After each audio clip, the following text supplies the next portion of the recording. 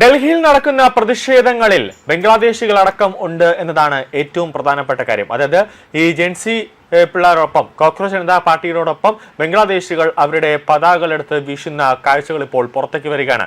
നേപ്പാൾ കലാപം തന്നെയാണ് അവരുടെ പ്രധാനപ്പെട്ട ലക്ഷ്യം.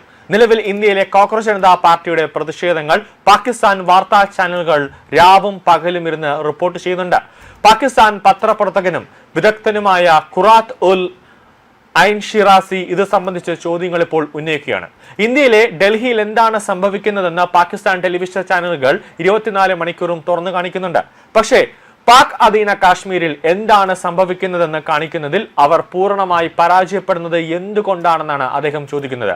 ദേശീയ മാധ്യമങ്ങൾ കാശ്മീരിന്റെ അടിസ്ഥാന യാഥാർത്ഥ്യം എപ്പോഴാണ് കാണിക്കുക എന്നും അദ്ദേഹം തന്റെ സോഷ്യൽ മീഡിയ പ്ലാറ്റ്ഫോമിൽ എഴുതുന്നുണ്ട്. കഴിഞ്ഞ കുറച്ചു മാസങ്ങളായി പാക് അധീന കാശ്മീരിൽ വൻ പ്രതിഷേധങ്ങൾ നടന്നുകൊണ്ട് ഇരിക്കുന്ന കാര്യം ശ്രദ്ധിക്കേണ്ടതാണ്. പാകിസ്ഥാനിൽ നിന്ന് സ്വാതന്ത്ര്യം വേണമെന്ന് അവിടുത്തെ നേതാക്കൾ ആവശ്യപ്പെടുന്നുണ്ട്.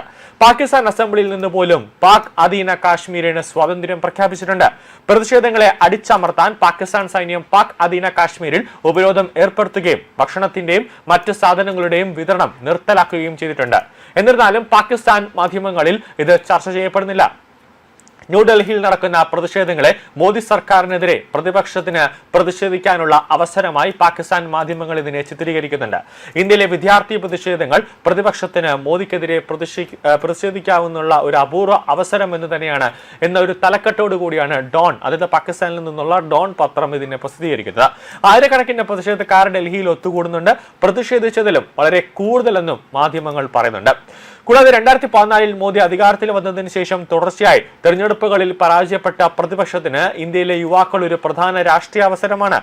ഇന്ത്യയിൽ 1.42 മില്യൺ ജനസംഖ്യയുടെ പകുതിയിലധികവും 30 വയസ്സിന് താഴെയുള്ളവരാണെന്ന് കണക്കാക്കപ്പെടുകയാണ്.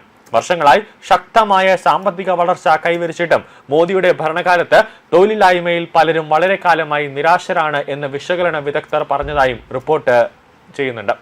അതേസമയം വിദ്യാർത്ഥി പ്രതിഷേധങ്ങൾ അടിച്ചമർത്തുന്നതിനായി ഇന്ത്യൻ പ്രതിപക്ഷ നേതാവ് മോദിയുടെ രാജി ആവശ്യപ്പെടുന്നുവെന്ന തലക്കെട്ടോടെ ഹമീദ് മിറസ് ജിയോ ന്യൂസ് പ്രസിദ്ധീകരിക്കുന്നുണ്ട്.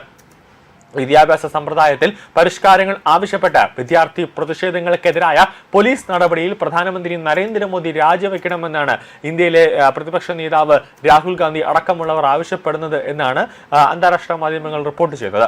ഇന്ത്യയിൽ നടന്നുകൊണ്ടിരിക്കുന്ന പ്രതിഷേധങ്ങൾ തുടർച്ചയായി റിപ്പോർട്ട് ചെയ്യുന്ന അൽ ജസീറ വർദ്ധിച്ചു വരുന്ന പ്രതിഷേധങ്ങൾക്കിടയിൽ ഇന്ത്യൻ പ്രതിപക്ഷ നേതാവ് രാഹുൽ ഗാന്ധിയെ പോലീസ് കസ്റ്റഡിയിലെടുത്തുവെന്ന് എഴുതിയിട്ടുണ്ട്. വിദ്യാർത്ഥികൾക്ക് അപ്പുറത്തേക്ക് പ്രൊഫഷണലുകളെയും കുടുംബങ്ങളെയും ഉൾപ്പെടുത്തി വ്യാപിപ്പിച്ച് ഈ പ്രസ്ഥാനം സമീപ വർഷങ്ങളിൽ മോദി സർക്കാരിനെതിരെയുള്ള ഏറ്റവും വലിയൊരു പൊതു വെല്ലുവിളിയായി ഒന്നായി മാറിയിരിക്കുകയാണ്. സർക്കാർ വിയോജിപ്പുകൾ കൈകാര്യം ചെയ്യുന്ന രീതിയും പ്രതിഷേധക്കാർക്കെതിരെ ബലപ്രയോഗത്തെക്കുറിച്ചുള്ള വിമർശനവും ഇത് തിരികൊളുത്തുന്നുവെന്നാണ് അൽ ജസീറ റിപ്പോർട്ട് ചെയ്യുന്നത്.